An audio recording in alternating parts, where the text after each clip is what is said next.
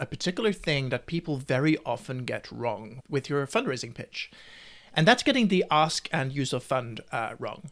I don't know why I have a punk rock piggy bank as the illustration for this, but why not, Fundraising is not rocket science. And I do an extensive talk about all the things that you can get wrong when you're fundraising. And I just want to quickly rattle through 3 of them.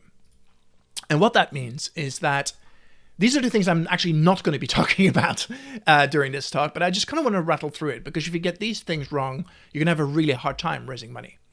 So the first thing you need is fantastic founder market fit.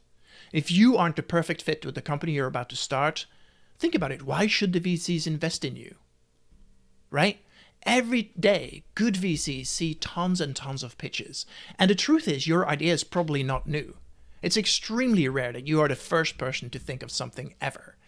And that's because you didn't come up with your idea in a vacuum, right? You were working on something, you saw a problem, and that's how you ended up starting to work on solving this problem. Well, other people will have seen the same thing, and good ideas often come in 3s or in 10s, right? And if you think about it, it's only natural that other people are working on the same thing. And so the question becomes, are you really the best team in the world to start this product? Do you have a PhD? Do you have 20 years of experience? Do you have everybody who operates in this space in your Rolodex? And when somebody pulls up your team slide, the question becomes, is it an obvious choice that you are the best bet to invest in this? One example of this, one of my pitch coaching clients came in the other day and he was like, okay, we're building something in the nuclear space. And I was like, are you crazy? Nobody does anything in nuclear energy. That's not for startups. And I was like, okay, fine. Tell me why you're the right person to do this. And he was like, well, I was the head of all the Department of Energy for the US. I've done this for 20 years and everybody who is anybody in this space are friends of mine. And I was like, okay, that is different, right? Suddenly, you're not just some dude doing something in nuclear energy. You are the guy who can do something in nuclear energy. Super interesting. And think about it that way. Investors will find people like that all the time. The other thing you have to be 100% clear on is finding a venture scale opportunity. Now, I'm not going to talk about this for super long. I have a whole talk about this separately. But remember how VC works. A VC might choose to make 20 investments. And imagine they're making a $20 million worth of investments. 10 of those investments will fail altogether. They will just not return any money. The startup didn't work out. And that means that at this point, they're down $10 million. 5 of those 20 investments will give a 2x return. Well, now they're down only $5 million. But they're still down. And so the remaining 5 investments have to not just make up for the losses, but they have to turn the investment into a profit. And that means that every company a VC invests in needs to have a chance of being a 20x return, or a fund returner, as they call them. Investing in 2x to 3x type investments is insanity. It doesn't make sense for the VCs. And so when you're pitching something and you say, hey, I'm going to raise $10 million, and there's a pretty good chance you'll get $20 million back. That sounds good to you as a founder, but to the VC, all they hear is failure. So be super clear. You need to show something, especially in the earliest stages, where it's definitely clear that you could be a fund returner. If you don't have that size of vision, you have to find that size or find a model where that is possible, or you're barking up the wrong tree. VCs are not going to invest in you. And a lot of the people that come to me after they've been trying to raise for a while, they show me the pitch deck and I'm like, well, you're projecting here that in year 7, you'll have a $20 million ARR. I'm sorry, that sounds good, but that's not VC scale. And so be super, super, super clear on that. The other thing VCs really want to see is beginnings of traction. Now, that doesn't necessarily have to mean that you are generating revenue.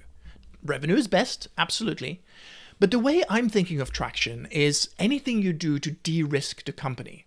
So solving a hard problem, like if you walk into a VC office and you say, I'm going to do this, and they say, ooh, I'm not sure that's even possible. And you can say, well, I'm glad you say that because look, we did it. That is traction. Figuring out a go-to-market, like if you're able to do a shadow campaign or some sort of measurement around what it's going to cost you to acquire customers, that's traction. It doesn't have to mean that you're making revenue yet, but it shows that you solved an important part of the problem. Other things that might be traction is patents or hiring very highly skilled, highly respected team members, all of those kinds of things. Okay, I'm not going to spend a lot of time here. I just quickly wanted to go through that because if you don't have these three things, you don't have a company. It's really that simple. Now, the thing that a lot of founders get wrong is the topic of this talk. It's the ask and the use of funds. Now, VCs really need to know two things, and it's really that simple. One is, what are you going to do? And the second is, how much money do you need to get there? And if you're able to answer those two questions, you're on your way to the right place.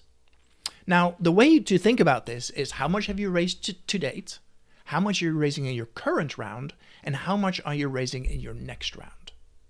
And so really, when you're telling the story of your funding and what you're going to do with the money, you're saying, hey, this is how much we've raised to date, and this is what we did with the money to get to where we are today. That means that you don't have to talk that much about product development or about other things. It's just like, okay, we spent this much money to accomplish this. That's your past. That shows what kind of team you have, the quality of the team, the ability to take resources, i.e. people and money, and turning it into something that has value. And the hope is, of course, that the thing you create has more value than the money you put in. So now you start talking about your current round. How much do you raise and what are you going to do with the money? And to understand that, you have to think about what are you going to do in the next round. It's a little counterintuitive, but that's really where the magic comes in when it comes to fundraising. And so, this is the big question. If you're able to hit the milestones for your current fundraise, will you be able to raise the next round? That is really what you're asking. That's really what you're talking about when you're talking about your fundraise. The way to think about this is to really think about it as a staged de-risking. And so for every stage, the risk goes down, the value of your company goes up, and you can raise more money, and you're actually able to develop as a company. And so let me repeat that because it's super important. If you hit the milestones for your current fundraise, will you be able to raise the next round? Now, let's put that into real terms. Say you have a company that looks like this, right? You're talking about the past round, you're talking about the current round, and you're talking about the next round. The past round, what did you do? Well, we got 2 patents granted and we have another patent pending. We have 9 beta customers. We have 20,000 of total revenue in the lifetime of the company. We've done 48 customer interviews. We have an MVP product and our current customer acquisition cost is about $4,000. Now on paper, that's not a great company, right? Customer interviews are cheap. But having done them shows that you have an understanding about what it is that you need to do in order to really deeply understand your customers. Once you've done 40 or 50 customer interviews, there's a pretty good chance that you have a pretty clear picture of the problem, of the fact that the problem you are solving is worth solving, and that some customers are willing to pay for it. The question becomes, okay, for the current round, we are raising $1.5 million. And with that $1.5 million, we are planning to get 15 paying customers. We will have 4 additional new patents pending. We'll have $150,000 of ARR and reduce our customer acquisition costs from the $4,000 we have now to $1,250.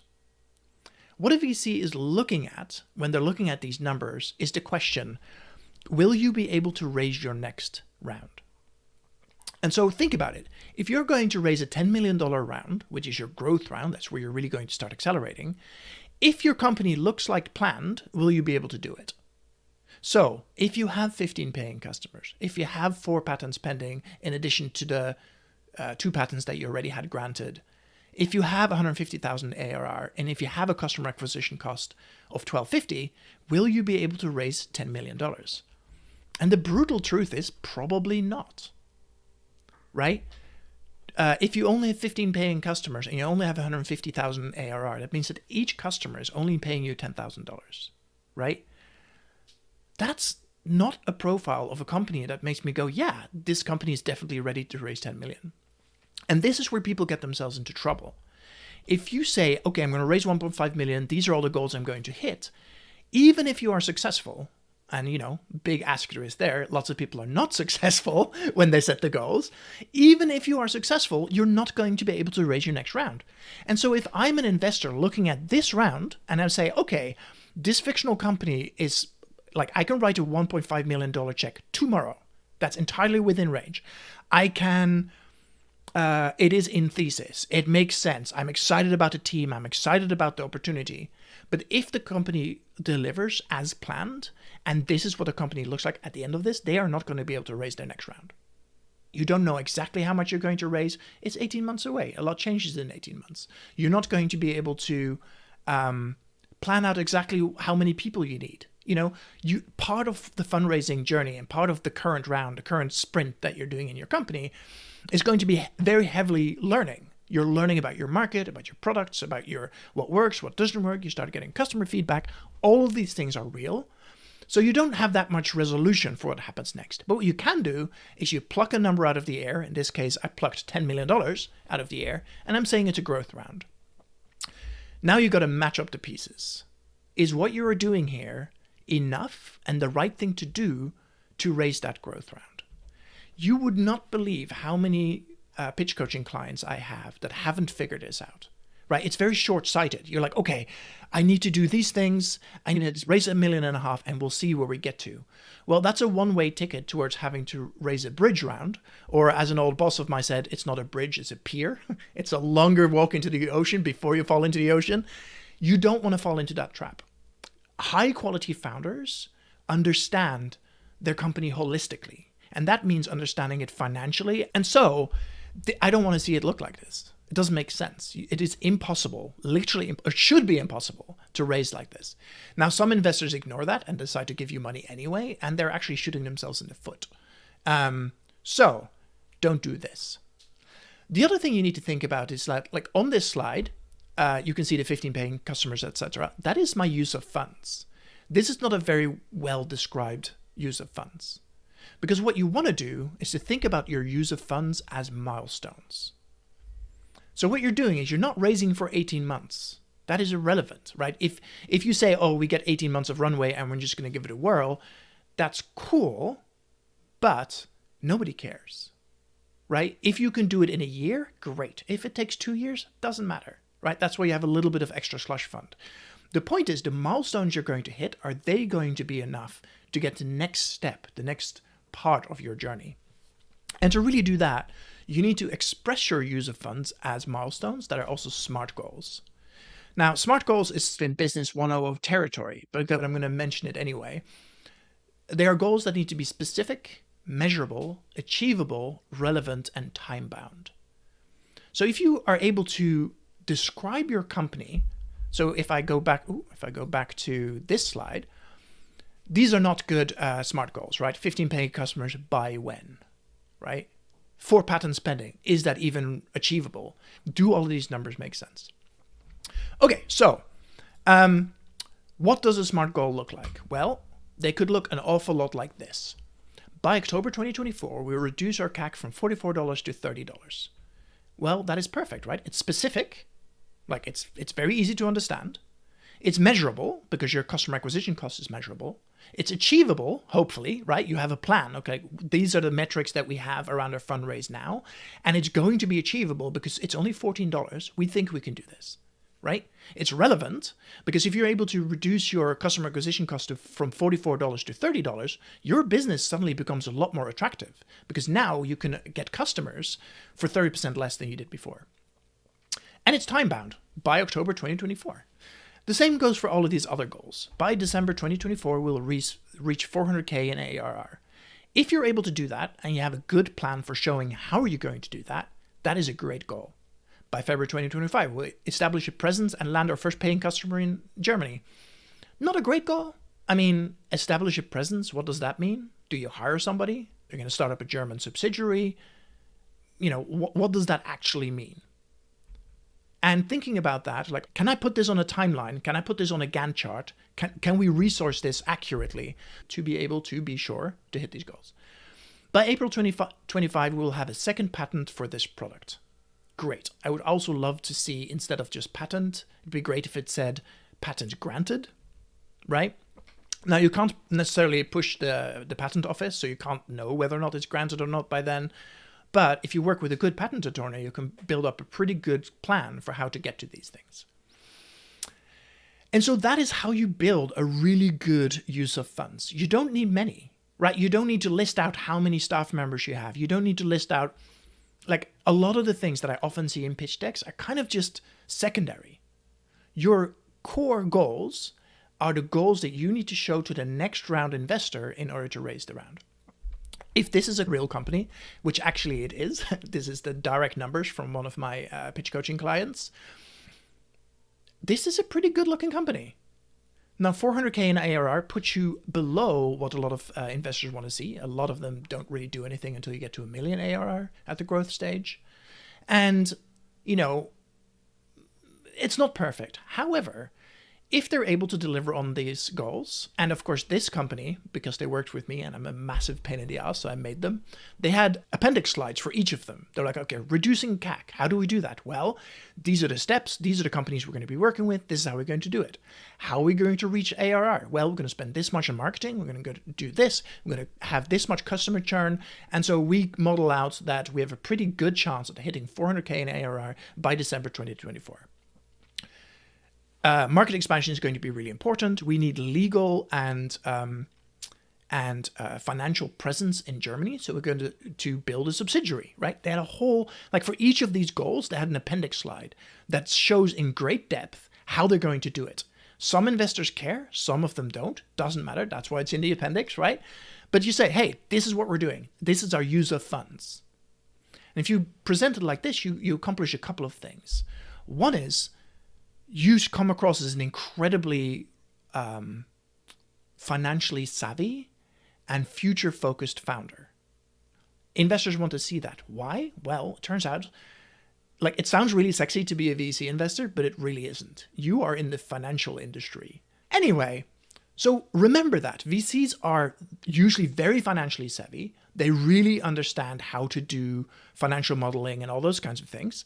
And bearing that in mind, it means that you need to be super clear that your finances and your operating plan need to be bulletproof, because that's where their strength is. If your weakness is in finance, find somebody who can help you plug that weakness, because they will find it. And as somebody who's running a company, you're in this for the money. It doesn't matter what else is happening. You're in this for the money. So make sure that the money story comes across properly.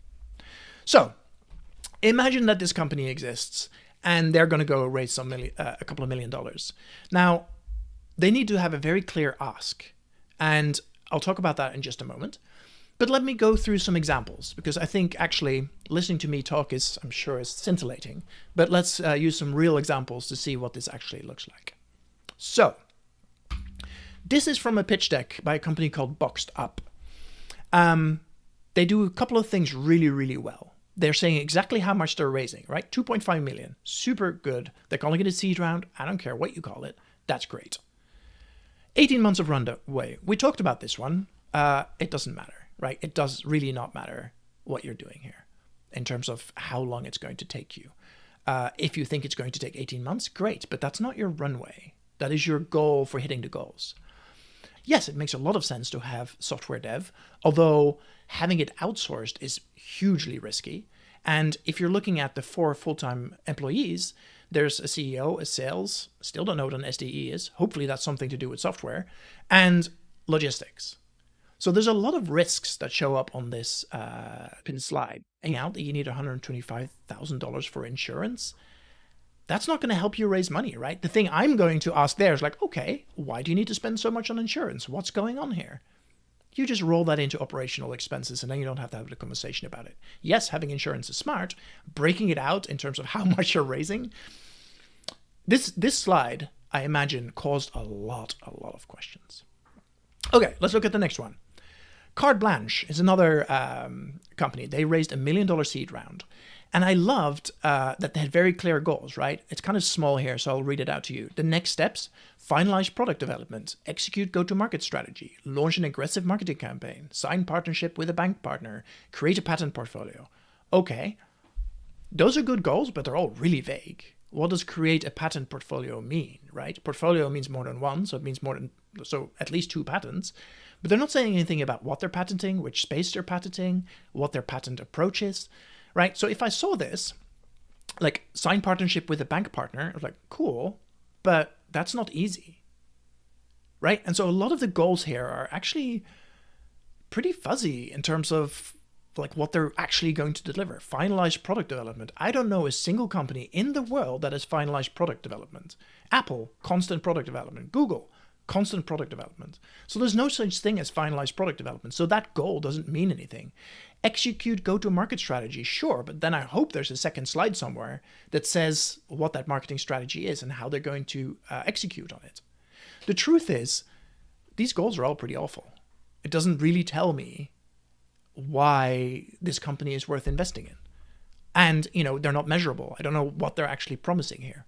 So think about that. Think about like what are the questions that are going to come up from the investment and from the conversation you're having with them, because that's going to be really important. Okay, let's look at another one. This is a Series A deck from a company called Dutch. It's a dog food company, essentially. Now, this one I thought was great. They have a super clear raise. They're saying they're raising $15 million Series A. And the goal they say here is, sorry, they're not dog food, they're telehealth for animals. But they're saying they want to establish Dutch as the clear leader in telehealth. Okay, great, interesting. They have a clear raise, they have clear goals. They've even broken out the goals by year in terms of their gross profits, the headcounts, and number of subscriptions. This is a pretty good slide overall, right? They're showing what they're going to do. And if by 2023 they have $75 million worth of revenue, 65% gross profit, and 62,000 subscriptions, you know what? They're going to totally raise a Series B. It's very shrewd, very clear, and they've broken it down over 3 years. Now, are they raising money for 3 years? I don't know. That seems like a long time in VC land. Normally, I would expect to see between 12 and 24 months. So I'd have some questions about that.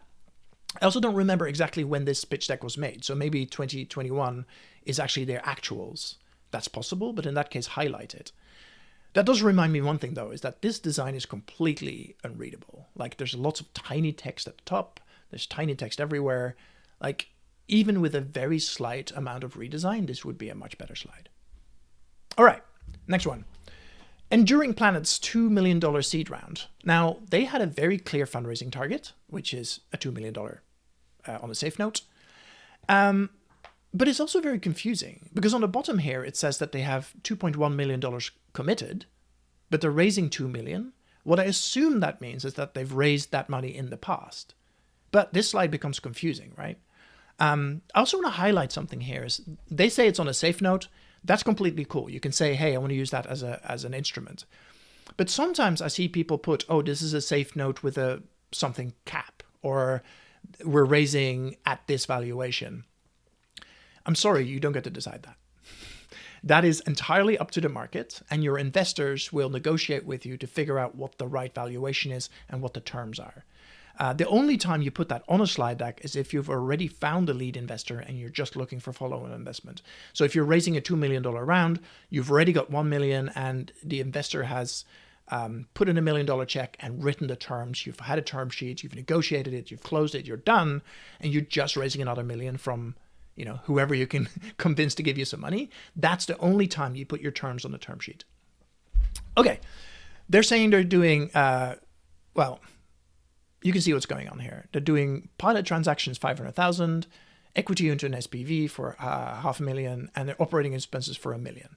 Now, there's a couple of very serious problems with that. One, it's percentages, and there's no goals, right? I still don't know what they're hoping to accomplish with those money, right? Initial pilot investments, great. That means you've deployed money. You know what I can do? I can get rid of $500,000 in a heartbeat. Easy. So challenge me. Give me $500,000 and see how quickly I can invest it, right? That part isn't hard. The hard part is building an investment strategy and actually making sensible investment with that. And interestingly enough, that isn't on this slide at all. So it's not a great goal. The other thing is, this is ostensibly a tech company, but I see operating expenses, pilot transactions, and equity into an SPV. I don't see any expenditure on tech, which means that they're essentially building a tech company without building tech. I don't think this is investable. Now, The truth is they did raise a $2 million seed, so hopefully they have some additional story there. But you may as well do that work up front and actually show to people why this is a sensible investment. All right, let's look at another one. Fibry, not sure how to pronounce that. They're raising a $5 million seed. Now, this one is actually really clear and clean. They ended up raising $5 million. They said they were going to raise about $4.5 million. They say they're building a strong marketing team. They're setting up and improving channels. They're launching with streamlined use cases. Great. I think a lot of these goals are a little half-hearted, A strong marketing team, what does that mean? How do you measure that? Improve channels, sure. What does that mean? And I'm actually a little bit worried here, because if they say they're going to set up and improve both partner network, community, content marketing, influencers, and word of mouth, that's not a plan, that's a brainstorm. And that's not how you do go-to-market. Go-to-market is a very, it's hard. It is one of the hardest things you'll do as a company. And so you need a pretty clear plan there. This is a brainstorm, it's not great. What they do say is that they want to launch by a particular date and that they are talking about having 1 million ARR in December 2023. You know what? That's impressive. And if they're saying they want to have 2 to 3 million ARR by December 2024, I'd be like, look, why is it a 33% range there? That seems crazy. Talk to me. Why is this a range? Set a goal and then go for the goal. If you fall short, if you overshoot, great. Goals are not ranges. So that could be clarified. But the company does have a clear goal of hitting $3 million ARR by December next year.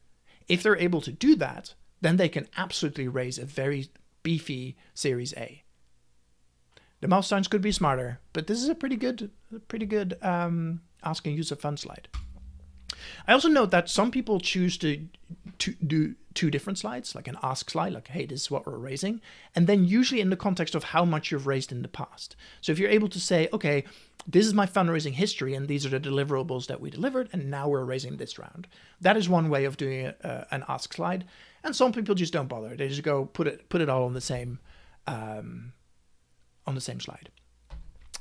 Here's one for a angel round. So they were raising 300K.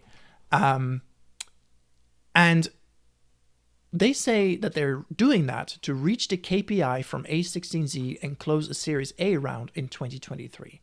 Now, that is a very big red flag for me, because it's very rare that an investor that is not involved gives you a KPI. Now, what I expect happened there is that they tried to pitch to Andreessen, and Andreessen came back and said, come back when you hit 1 million ARR, right?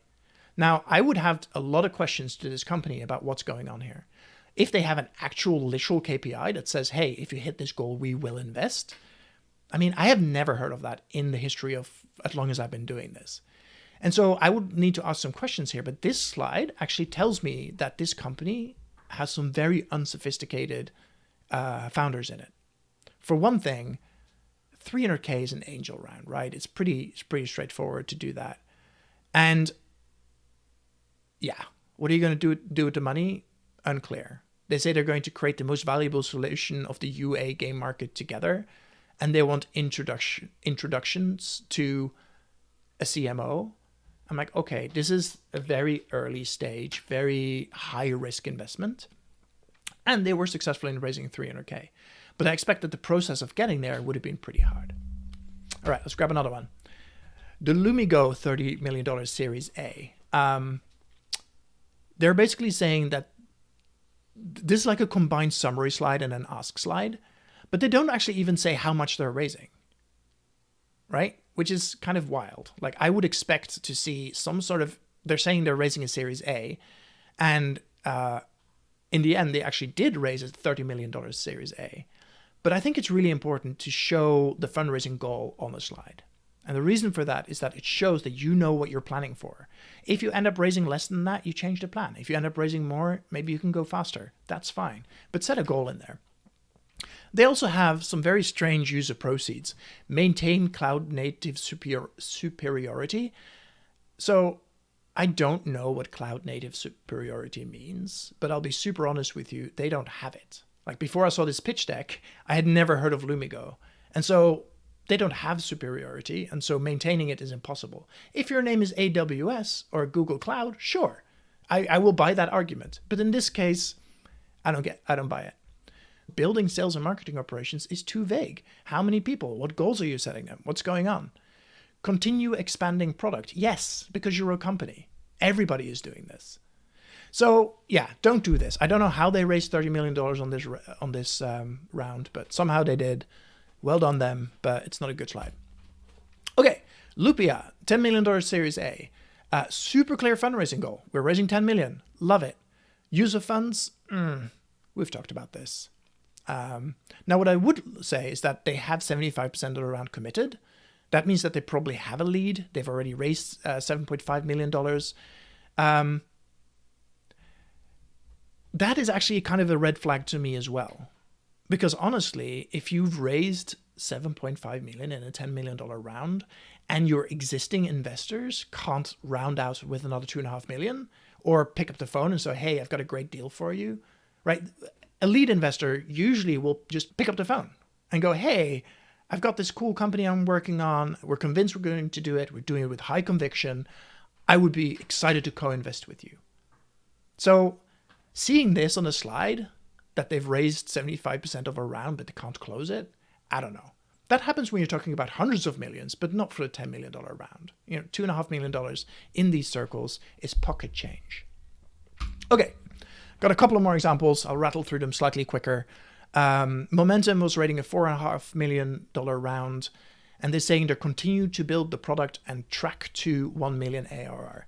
Track to is not a goal, and it doesn't say when you're going to hit that goal. So just be better. Also, the milestones aren't smart. I do like that the design is super clean, and I like that it has a $4 million fundraising goal, which is super clear. Well done. Orange. This is a, in fact, if you go to TechCrunch and you look up the pitch deck teardown I did for Orange, it was by far one of the best pitch decks I've ever seen. Very, very well done. Has almost everything you need. And this is nearly a nearly perfect fundraising slide. They say they're raising 2 million. The funds will go to scale the entire company to meet demand. That makes sense. They're talking about how many units they've deployed, and they're saying they're going to hit a 1.4 million ARR within 12 months. You know what that shouts at me? An incredible opportunity to raise a beefy Series A. That's all I need to see. And the other goals, they're saying they're going to increase supply chain, grow the sales team, expand engineering, expand partnerships. Those are kind of sub-goals. The main goal is that ARR goal, and the other ones are just in support of all the other, those three other pieces are in support of the ARR goal. So if I had designed this slide, I would use slightly different visual language. We have like the ARR mid and center to show that the company understands that this is the main goal you're working towards. And then here are the stepping stones we have towards getting there. Okay, Supplifol. This is perfect. And it's perfect because I made this slide. Basically, they're saying we're raising $1 million to achieve $30 million of ARR within 12 months. And the sub-goals here are we enable self-serve for suppliers. Now, what that means is that they're able to, without their own intervention, expand the market. Super clever. They're allowing for merchants to tailor ingredients. Very clever, right? So it means that in this particular case, they're making a mixed formula. And so their first products were just like, hey, you have a vitamin supplement, here's the vitamin supplement. Now, if you have an influencer who has different opinions about what the ratios should be, they're launching the ability to do that. And this deck was actually from before the current AI wave, so maybe a little bit prescient, AI-powered customer support. Really what they're showing here is that they understand what needs to be done in order to scale this business aggressively.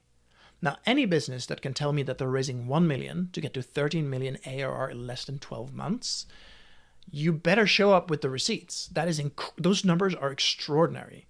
And in this case, they actually had it. They were like, look, these are exactly what we're doing, sense of how to get to $30 million. Very, very impressive. Okay, quick check. Are you all asleep yet? No? Okay, great, cool. So a quick summary here for you. You have to know what milestones you need to hit for a successful next fundraise. Once you have those milestones, you need to figure out what you need to do to hit those milestones. So how much money do you need? What technology do you need? What marketing spend do you need? What do you need to know about your space? What, like everything, all the stepping stones towards those milestones, figure out what they're going to take, and then figure out how much that costs. Slap on an extra 20 to 30% for contingencies, because I tell you one thing, in startups, nothing ever goes to plans. And, that's your asking use of funds. It's not rocket science. And yet I get super frustrated when I see how often people get it wrong. Okay, I just want to do a quick promo of something. I built an AI-powered deck review tool. It's completely free. I've trained it on more than 3,000 pitch decks, and it's very, very good at spotting problems with pitch decks. I reckon it's probably about 80% as good as I am, but I'm really fucking expensive, and this thing is free. So try it out, and it gives you suggestions for how to improve it and how to, ways to think about various parts of your pitch. Try it out. No pressure whatsoever, but it's free and you may as well. These are my contact details. I'm super easy to find. I'm haje basically everywhere. And I am ready for some Q&A. Thank you for listening.